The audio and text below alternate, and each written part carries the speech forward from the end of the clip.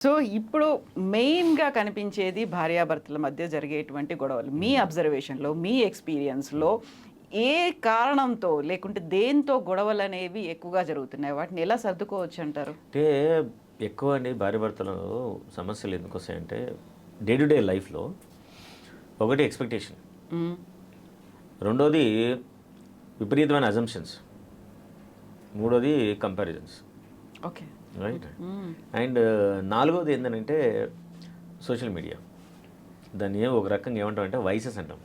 Vices అంటే కోపం, hatred, negative thinking, substance abuse and social media addiction. హ్మ్. ఈ 4 అయిన కారణాల వల్లనే భార్యాభర్తల మధ్య విపరీతమైన డిస్టర్బెన్స్ జనరేట్ అవుతుంది. హ్మ్.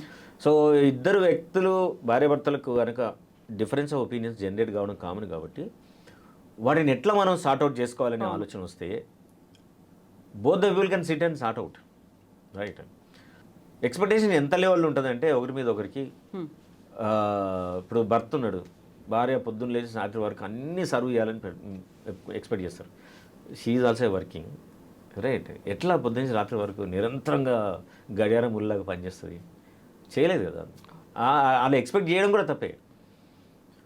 సేమ్ థింగ్ కొందరి ఇళ్ళలో వైఫ్స్ కూడా హస్బెండ్ నుంచి అట్లే ఎక్స్పెక్ట్ చేస్తారు. Though she is a home maker. Husbands పొద్దున్న లేచి రాత్రి వరకు అన్ని పనులు ఆయనే చేసి పెట్టాలని కోరుకుంటారు. రీసెంట్గా ఒక ఒక క్లయింట్ వచ్చారు, భార్యాభర్తలు.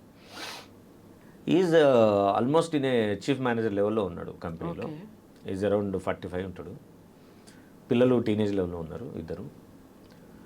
Wife is a home maker. హ్మ్. ఆమెకు కొంచెం హెల్త్ ఇష్యూ ఉంది, సమ్ డెఫిషియన్సీ ఆఫ్ ఐడియన్.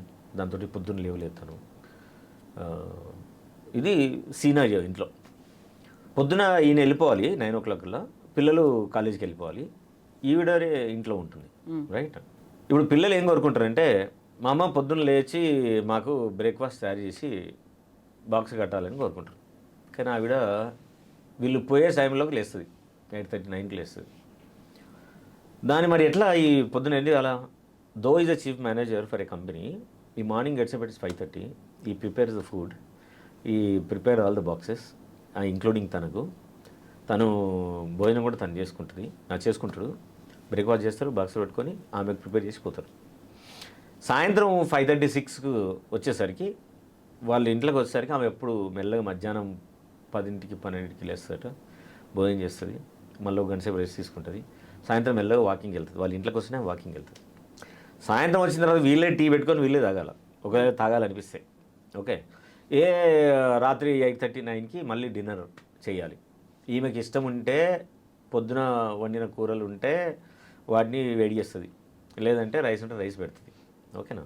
లేదంటే అది కూడా వీళ్ళే వచ్చి చేసుకోవాలి, అప్పుడు ఈమె టీవీ చూస్తుంది. ఓకే. పోయి పడుకునేసరికి 9:30, 10కి బెడ్ మీదకి వచ్చి ఆమె 12, 1 దాకా సోషల్ మీడియా చూస్తుంది. ఇది ఆమె లెక్క. ఈమె వచ్చి ఏమంటుందంటే ఈయన హైలీ క్వాలిఫైడ్ మ్యాను, ఇదే కంపెనీలో చాలా రోజుల నుంచి ఉద్యోగం చేస్తున్నాడు. ఈయన తోటి వాళ్ళందరూ ఇంకా ఎక్కువ పేతోటి రకరకాల కంపెనీలు ట్రాన్స్ఫర్ అయ్యి షిఫ్ట్ అవుతారు. ఈయన షిఫ్టే కాడు, ఈయన ఇంట్లో ఉంటాడు. నేను ఎన్నిసార్లు అడ్వైజ్ చేస్తున్నా ఈయనకు షిఫ్టే కాడు అని ఈమె అంటది.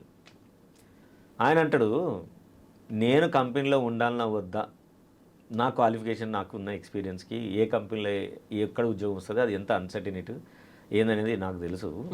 రైట్. నీకంటే నేను హైలీ క్వాలిఫైడ్, నీకంటే నేను హైలీ ఎక్స్పోజ్డ్, అయినా నీ సజెషన్ నేను స్వీకరిస్తాను. నిజంగానే ఇప్పుడు నాకు వచ్చే జీతం కంటే ఎక్కువ జీతం వచ్చి నేను ఇప్పుడు చేస్తున్న పనిలాగానే అక్కడ ఉంటే నేను పోవడానికి నాకేం అభ్యంతరం లేదు. కానీ ఐఎమ్ నాట్ ఫైండింగ్ దట్. కానీ నేను నీ నుంచి ఏం కోరుకుంటున్నా, పిల్లల కోసం నువ్వేమైనా చేస్తావా, ఫుడ్ చెయ్యి. నాకెట్లా చేత కాదు, నాకు how can I do, not possible. This is the scenario. ఈ సినారియో ఉన్నప్పుడు ఈ ఇద్దరికి మధ్య సంఘర్షణపూరితమైన వాతావరణం నెలకొల్పాలి కదా యాక్చువల్గా అయితే. కానీ ఆయన ఏమంటాడంటే I'm not going to have any argument with this lady. Okay.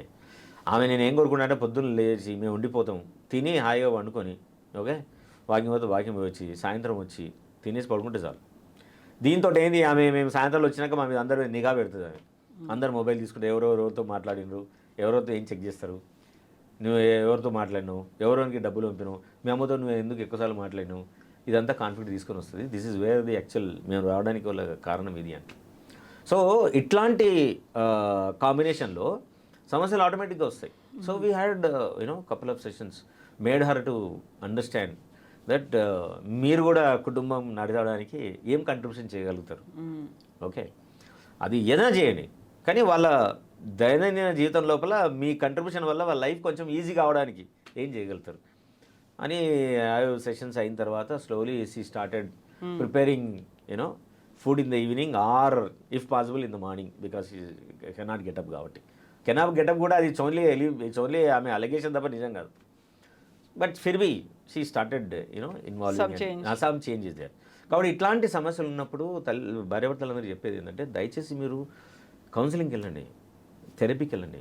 Abnormal behaviours ఎవరు ఉన్నా సరే కౌన్సిలింగ్ థెరపీ ద్వారా మీ ఆలోచన విధానాన్ని, మీ జీవన ప్రమాణాలని చాలా క్వాలిటేటివ్గా చేసుకోవడానికి అవకాశం ఉంటుంది. ఈ కౌన్సిలింగ్ అంటే అందరికీ ఇంకొక దురభిప్రాయం ఏముందంటే ఇది ఒక నీతులు చెప్తారు అనుకుంటారు. మేము నీతులు చెప్పడం కాదు, ఇంకో ట్రీట్మెంట్ అనేది కూడా ఉంటుంది. దీనికి హెల్ప్ అది ఒక ఏమంటారు కొత్తగా మీ జీవితాన్ని ప్రభావితం చేసుకునే ఆలోచన విధానాలని ఎట్లా పెంపొందించుకోవాలో మేము సాయం చేస్తాం. ఆలోచన ఎట్లుంటుందో కూడా మేము చెప్పాం. Will help them to improvise their qualitative thinking so that it can bring happiness and progress in their life. So ఇట్లా ఆలోచించే కపుల్స్ కూడా ఉన్నారు. సో ఇంకొక విస్తృతమైన జనబాహుల్లోకి ఆలోచన పోయి ఎక్కువ మంది అవకాశాలు తీసుకొని వాళ్ళ జీవితాన్ని బాగు చేసుకుందామని ఆశిద్దాం. సో ఇది ఒక మీరు చెప్పిన ఎగ్జాంపుల్ ఒక టిపికల్గా ఉండేటువంటి డిఫరెంట్ టిపికల్ కేస్ ఇది, టిపికల్ కేస్ అనేది. దీంతో పాటుగా రెగ్యులర్గా ఫ్రీక్వెంట్గా అయ్యేటువంటి గొడవలు కావచ్చు, అన్నెసెసరీ థింగ్స్ కోసం ఎక్కువ మంది అండి ఈ భార్యాభర్తల మధ్య ఉండడానికి ప్రధాన కారణం ముందు చెప్పాను కదా నేను. First assumptions, expectations, comparisons, vices. ఈ నాలుగిటిని ఎవరైతే మినిమైజ్ చేసుకుంటారో వ్యక్తిగా తనకు ఒక ఇన్నర్ పీస్ వస్తుంది, రైట్, కుటుంబాల సభ్యులుగా ఒక హార్మోనీ జనరేట్ అవుతుంది. సో వీటి కోసం ఎవరైతే ఎఫర్ట్ పెడతారో, వీటి కోసం ఎవరైతే నిజంగానే చెక్ చేసుకొని నేను ఇంట్లో ఉండకూడదు అని అనుకుంటారో డెఫినెట్గా వ్యక్తిగా చాలా క్వాలిటేటివ్ లైఫ్ను అనుభూతి చెందుతారు. మంచి నిద్ర వస్తుంది, చక్కగా భోజనం చేసింది అరుగుతుంది, ప్రొడక్టివ్గా వాళ్ళు ఆలోచించగలుగుతారు, ఒక పీస్ఫుల్ మైండ్తో ఉంటుంది, ఎవరితో అయినా కానీ సంతోషంగా మాట్లాడగలుగుతారు, ఒక హ్యాపీ డేను వాళ్ళు స్పెండ్ చేయగలుగుతారు. అది డెఫినెట్గా ఈ క్వాలిటీస్ని ఎప్పుడైతే మినిమైజ్ చేసుకుంటారో people can have better life and భార్యాభర్తల మధ్య ఒక సాయుధ్యం జనరేట్ అవుతుంది. ఇంటి నుంచి అమ్మనాల నుంచి వచ్చే సమస్య కావచ్చు, ఆర్థిక సమస్యలు కావచ్చు, జాబ్ నుంచి వచ్చేది కావచ్చు, ఏదైనా కానీ వాళ్ళు హ్యాపీగా దాన్ని హ్యాండిల్ చేయగలుగుతారు. And they can travel together as one and that gives them lot amount of strength from inside. So Virendra గారు, ఇప్పుడు ఇండివిజువల్ పర్సన్స్కి ఒక వ్యక్తిగతంగా చూస్తే నేను చేయని తప్పులకి నా మీదే నిందలు పడుతున్నాయి, లేకుంటే ప్రతి దానికి నన్నే బాధ్యుల్ని చేస్తున్నారు, నాకే సంబంధం లేకపోయినప్పటికీ వాటన్నిటినీ నన్ను ఎత్తిన వేస్తున్నారు, నన్నెందుకు బాధ్యుని చేస్తున్నారు అనేది ఉంటాయి. నిందలు కావచ్చు, లేకుంటే ప్రతి దానికి నువ్వే రీజన్ అని చెప్పడం కావచ్చు. సో వాళ్ళు అనుకోకుండా ఒక రకమైనటువంటి డిప్రెషన్ వస్తుంది, ఒత్తిడి వస్తుంది. దాని నుంచి ఎలా బయటపడవచ్చు అంటారు? అంటే ఫస్ట్ ఆఫ్ ఆల్ మనము ఎవరైనా సరే ఇట్లా కాన్స్టాంట్గా చుట్టుపక్కల వాళ్ళు నిందలు వేస్తుందంటే మనమే ఒక క్వశ్చన్ రైజ్ చేసుకోవాలి. ఏ ప్రవర్తన, ఏ ఆలోచన, ఏ విధానం అవతల వాళ్ళు నా మీద నింద వేయడానికి ఉపయుక్తమవుతుంది, రైట్? ఆమె really contributing to that or really అవతల పర్సనే మన మీద నిందలు వేసే క్వాలిటీ ఉన్న మనిషి, రైట్? సో ఇది వన్స్ ఇవి చెక్ చేసుకోవడం మొదలుపెట్టాను అనుకోండి, న్యాచురల్గా వాళ్ళకు తెలిసిపోతుంది నేను ఆలోచించే విధానం ఏదన్నా తప్పు ఉండాలా, నేను ప్రవర్తించే విధానం అన్నా ఈ సమస్యను తీసుకురావస్తుండాలా, లేదు అవతల వాళ్ళ సమస్యలో తెలియకుండానే నేను దూరుతున్నానన్నా తెలియ ఉండాలి, రైట్? ఈ ప్రశ్నించి ఎప్పుడైతే వేసుకుంటారో వాళ్ళు తప్పకుండా వాళ్ళకి ఎక్కడ సమస్య ఉందో తెలుస్తుంది వాళ్ళకి. లేదు మనం ఆఫీసులోనే పనిచేస్తున్నాం, ఆఫీసులో మిత్రులతోనే మాట్లాడవచ్చు, ఎందుకు ఇది ప్రతిసారి నా మీదకే వస్తుంది, నేనేమైనా అన్కాన్షియస్గా నా బిహేవియర్ అట్లా అవతల వాళ్ళని మోటివేట్ చేస్తుందా నన్ను ఇన్వాల్వ్ చేయడానికి, ఆరు అవతల నిజంగానే ఏదైనా కుట్రబని నా మీద చేస్తున్నారా? Your friend definitely gives a clear cut way of presentation. ఒకవేళ నిజంగానే మన రోల్ ఉందని తెలిసింది, మనం ఏం చేయగలం? ఏం చేస్తే మనం ఈ సమస్యలోకి ఎంటర్ కాకుండా ఉంటాం. అండ్ రెండవది ఏంటంటే ఈ బ్లేమ్ నిజంగానే అవతల వాళ్ళు చేస్తున్నారా, మనకు మనమే చేసుకుంటున్నాం. ఓకే, కొందరికి ఏంటంటే అందరి దృష్టిలో విక్టిమ్ కనబడాలని ప్రయత్నం ఉంటుంది. They play victim card. ఎవరు ఏది మాట్లాడుకున్నా నన్నే అంటున్నారు వాళ్ళు, కావాలని అందరు కలిసి నన్నే ఇది చేస్తున్నారు అని అంటారు. ఎందుకంటే అది ఇంట్లో జరుగుతుంది, ఆఫీసులో కూడా జరుగుతుంది. సో ఇది సెల్ఫ్ బ్లేమా, లేదు ప్లాన్డ్ బ్లేమా, లేదు మనమే విక్టిమ్ కార్డ్ ప్లే చేయడానికి మనమే బ్లేమ్ చేసుకుంటున్నాం. రైట్. సో ఈ ఆలోచన ఎప్పుడైతే వ్యక్తులకు మనం కలుగజేస్తామో, వాళ్ళకి అవేర్నెస్, అండర్స్టాండింగ్ ఇస్తామో, వాళ్ళు ఆలోచించడానికి ఒక అవకాశం ఉంటుంది. ఎవరు ఇట్లా ప్రతిసారి వాళ్ళు బ్లేమ్ చేస్తారు, వీళ్ళు బ్లేమ్ చేస్తున్నారు అంటారంటే, మెజారిటీ ఆఫ్ టైమ్స్ ఎవరికైతే లో సెల్ఫ్ ఎస్టీమ్ ఉంటుందో, తక్కువ ఆత్మగౌరవం ఉన్నవాళ్ళు అండ్ లో సెల్ఫ్ ఇమేజ్ ఉన్నవాళ్ళు మాత్రమే వాళ్ళు ఇట్లాంటి మాటలకు ఎక్కువ సకంబ్ అవుతారు. కాబట్టి ఫస్ట్ వాళ్ళ సెల్ఫ్ మా దగ్గరకు వస్తే ఇట్లా సమస్యలు చాలామంది వస్తే ఫస్ట్ మేము వాళ్ళ సెల్ఫ్ ఎస్టీమ్ అసెస్ చేస్తాం. Then will go for self image assessment. చూస్తే గ్యారంటీగా లో ఉంటుంది. అలా లో సెల్ఫ్ ఎస్టీమ్ ఉన్న వాళ్ళు మాత్రమే అవతల వాళ్ళని బ్లేమ్ చేస్తున్నారని ఒక బ్లేమ్ తోటి వాళ్ళు రోజంతా గడుపుతూ ఉంటారు. కాబట్టి అట్లాంటి ఈ బ్లేము ఏమి ఆశించి నేను ఈ బ్లేమ్ చేస్తున్నానని నేను అంటున్నాను. ఈ బ్లేమ్ని ప్రజెంట్ చేయడం వల్ల నేను ఏం ఎక్స్పెక్ట్ చేస్తున్నాను, నన్ను నేను ఎందుకు అట్లాంటి పొజిషన్లో నన్ను నేను నిలుపుకుంటున్నాను, ఇలాంటి ప్రశ్నలతోటి సగం మంది దే కమ్అవుట్. ఎందుకంటే ఇట్లా అంటేనే అందరు మన మీద అటెన్షన్ పెడతారు, ఇట్లా ఉంటేనే మన పట్ల ఏదైనా పని ఉన్నా ఏదన్నా అవసరం ఉన్నా వెంటనే చేస్తారు, లేకుంటే సింపతి కూడా ఉంటుంది, లేకుంటే ఎవరు చూస్తారండి, లేకుంటే ఎవరు చేస్తారండి, ఇట్లా మాట్లాడతారు. అది మగవాళ్ళు కానీ ఆడవాళ్ళు కానీ. కాబట్టి ఈ బ్లేమ్ మీద పడేదాన్ని డెఫినెట్గా మనం చాలా అసెస్ చేయాలి. Psychological assessment is very important. నిజంగానే వాళ్ళు అన్నట్టు చుట్టుపక్కల ఉన్న వాళ్ళందరూ ఊరికే బ్లేమ్ ఎవరు చేయరు. మీరు స్కూల్లో కూడా చూడండి, స్కూల్లో ఒకలో ఇద్దరు పిల్లలు ఎప్పుడు ఇలాంటిది అది అంటూ ఉంటారు, నన్ను లాగుతున్నారు, తల్లిదండ్రులు చెప్తారు, క్లాసులో అందరూ కలిసి వీని పేరు చెప్తారండి, వాళ్ళు చేస్తారు వీని పేరు చెప్తారు అని అంటారు. ఎందుకంటే వీడి ఇన్వాల్వ్మెంట్ కూడా ఉంటుంది, అట్ ద సేమ్ టైం వాళ్ళు కూడా చేస్తారు.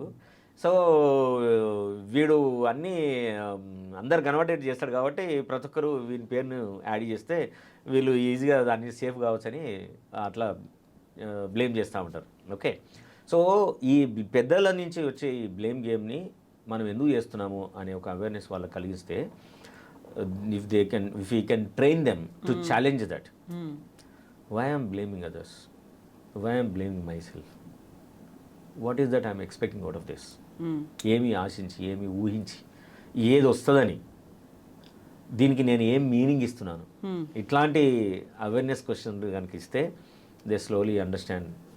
And then if you can give some help to come out of that, వాళ్ళు ఈజీగా దాని నుంచి బయటకు రావడానికి అవకాశం ఉంటుంది. But blaming is for getting the attention.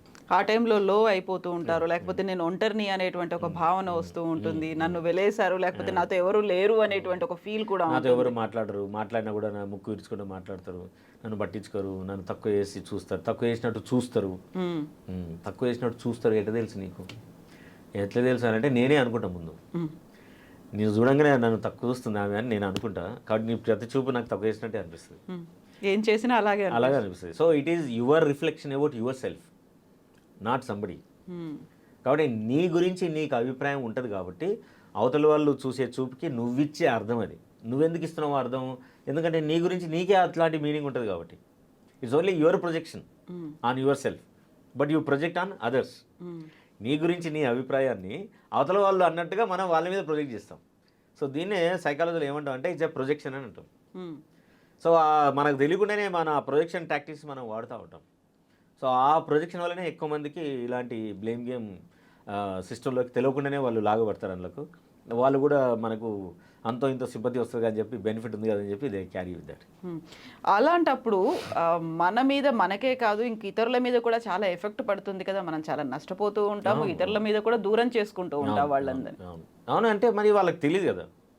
అందుకోసమే ఇట్లాంటి సమస్యతో బాధపడుతున్న వాళ్ళు ఎవరైనా సరే మీ స్నేహితుల అభిప్రాయం కంటే ఎక్కువ ఫస్ట్ మీరు ఒక ప్రొఫెషనల్ని కలిస్తే, సైకాలజిస్ట్ని కలిస్తే, they help you. First they help you to build your self esteem, they help you to build your self image. So me self esteem, self image ఎప్పుడైతే పెరుగుతుందో, బెటర్గా అవుతుందో, అప్పుడు ఇవేవి కూడా మిమ్మల్ని టచ్ చేయవు. అవే మనుషులు, అవే మాటలు, అదే పరిస్థితులు ఉన్నప్పటికీ నువ్వు చూసే విధానమే మారిపోతుంది. కాబట్టి వాళ్ళు చూసే విధానం ఎప్పుడు కూడా నిన్ను తక్కువ చేస్తున్నారనో, నిన్ను అవమానిస్తున్నారనో, నువ్వు అనుకోకుండా అన్ని రకాలైన పనులు చేస్తున్నావని వాళ్ళు ఎవ్వరు ఏమీ అనరు. వాళ్ళు అవన్నీ కూడా ఎక్కువ శాతం నీకు నువ్వే ఆపాదించుకొని చేసే పనులు ఉంటాయి. కాబట్టి బెటర్గా ఆలోచించే పద్ధతులు నేర్చుకున్న తర్వాత నీ సెల్ఫ్ ఎస్టీమ్ పెరిగి, నీ సెల్ఫ్ ఇమేజ్ పెరిగి, అవతల వాళ్ళు చూపే అతి మామూలుగా అప్పుడు ఉన్నట్టుకున్నా సరే అవేవి మిమ్మల్ని బ్లేమ్ చేస్తున్నట్టు అనిపించకుండా ఉండేందుకు 100% అవకాశాలు ఉంటాయి.